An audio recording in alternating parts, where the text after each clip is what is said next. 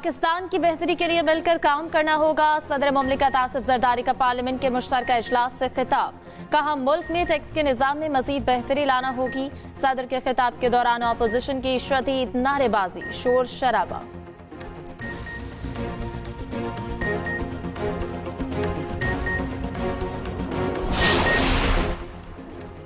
State bank का शरह सूद 12% पर बरकरार रखने का ऐलान। स्टेट बैंक ने मॉनेटरी पॉलिसी का एलामिया जारी कर दिया।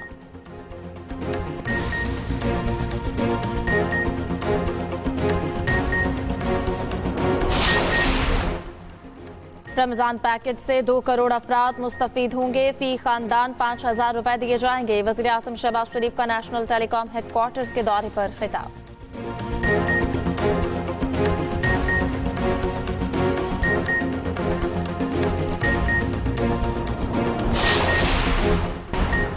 हुकूमत को IMF किस्त के हुसूल के लिए नए टैक्स अहदाफ और शराइत का सामना। तकनीकी मुज़ाकरात में पाकिस्तान से रू मोड का मुतालबा मुतवक्के। आइंदा माली साल के बजट और गर्दिशी कर्ज में कमी पर मुज़ाकरात होंगे।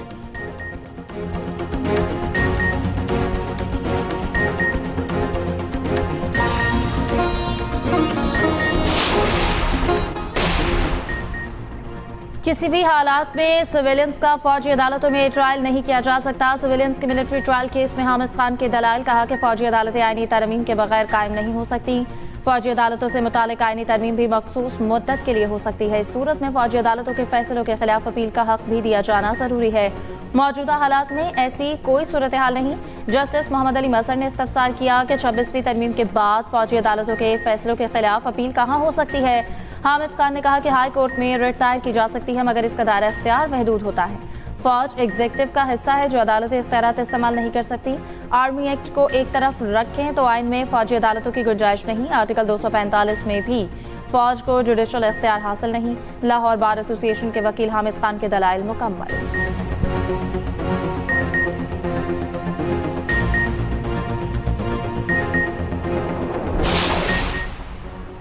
9 मई मुल्ज़िमान की ज़मानत मनसूखी की अपीलों की समाअत ईद के बाद तक मुलतवी। पंजाब हुकूमत की इस्तदा मंजूर।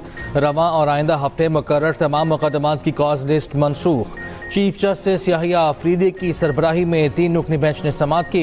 जुल्फ़िकार नकवी एडवोकेट ने इस्तदा की। पंजाब हुकूमत ने मुझे 9 मई मुकदमात में वकील मुकर्रर किया, तैयारी के लिए वक्त दिया जाए। चीफ जस्टिस ने रिमार्क्स दिए, गुज़िश्ता समाअतों पर एडिशनल प्रोसिक्यूटर वक्त मांगते रहे। ऐसे नहीं चलेगा, ये कोई एक केस नहीं, 50 के करीब अपीलें हैं।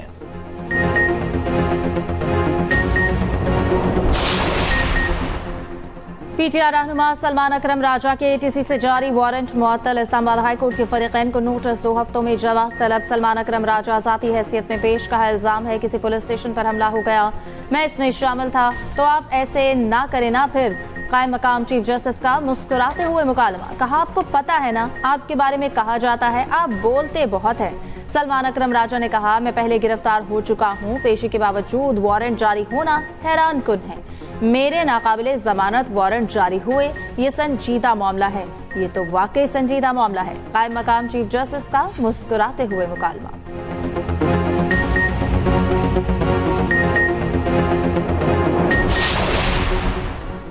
पेशावर हाई कोर्ट ने PTI रहनुमा फैसल जावेद को 15 अप्रैल तक हिफाजती जमानत दे दी। जस्टिस वकार अहमद और जस्टिस साबितुल्लाह खान पर मुश्तमिल 2 रुकनी बेंच ने समाअत की। दरख्वास्त गुजार ने कहा उम्रे के लिए जाना है, 1 हफ्ते में वापस आ जाऊंगा। जस्टिस वकार ने रिमार्क्स दिए, हुकूमत को इतनी मोहब्बत है, आपको मुल्क से बाहर नहीं जाने दे रहे।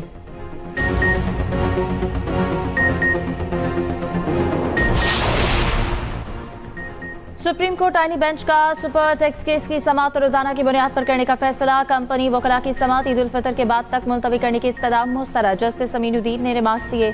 Justice Aamir Farooq Islamabad high court में मामले पर फैसला दे चुके हैं। आईनी बेंच दोबारा तश्कील देना पड़ेगा। जस्टिस मोहम्मद अली मसर ने कहा कि फारूक नसीम साहब ईद तक ये केस मुकम्मल नहीं होगा। जो केस चलाना चाहते हैं इनको तो चलाने दें, कम अज कम केस चलना तो शुरू हो। समाअत कल तक मुलतवी।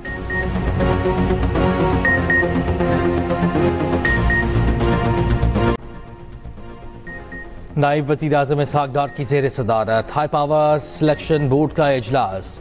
11 अफसरान की ग्रेड 22 में तरक्की की मंजूरी। सेक्रेटेरिएट ग्रुप के 5 अफसरान को ग्रेड 22 में तरक्की दे दी गई। तरक्की पाने वालों में आयशा हुमैरा चौधरी, ज़हूर अहमद, डॉक्टर नवाज अहमद, हमाद शमीमी और मोहम्मद असलम गौरी शामिल।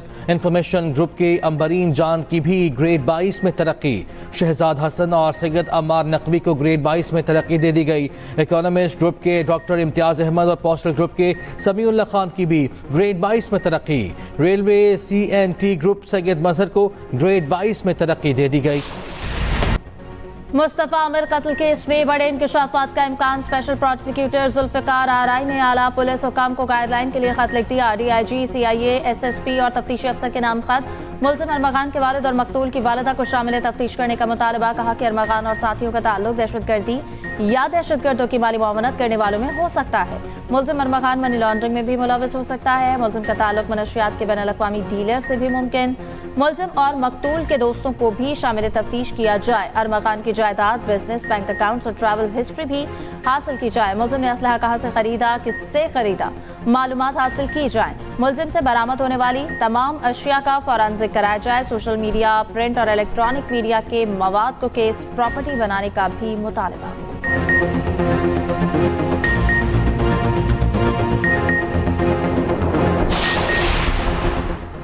म्यू अस्पताल लाहौर में इंजेक्शन का रिएक्शन, एक और मरीज दम तोड़ गया। जामबहक अफराद की तादाद 2 हो गई। 26 साल दौलत खान चेस्ट वार्ड में ज़ेरे इलाज था। 14 मरीज मुतासर, हालत खतरे से बाहर। अस्पताल सराय के मुताबिक चीफ एग्जीक्यूटिव म्यू अस्पताल ने इंजेक्शन के इस्तेमाल पर पाबंदी लगा दी। प्रोफेसर इसरार तूर की सरबराही में आला सतह तहकीकाती कमेटी भी कायम।